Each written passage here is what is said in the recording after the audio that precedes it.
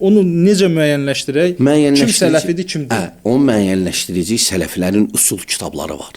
Əsas qaydalar. Sələfi kimlərdir? Usul kitabları.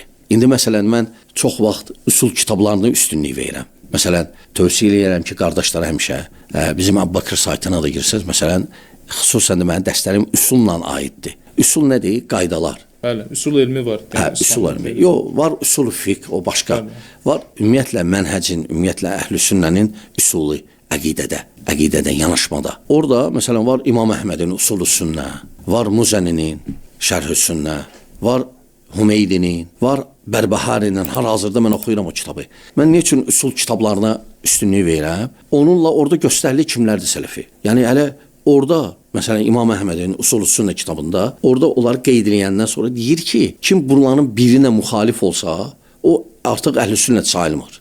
İndi sadəcə cəmaət bilmir. Məsələn, siz bir yax, necə efirdən qabaq danışdıq, saqqal və s. deyirəm, dərhal bu sələfidir və ya... Yox, sələfidir yox, və ya vahabidir və ya terrorçudur. Cürbəcür sözlər işlədirlər. Amma sizcə, baxın...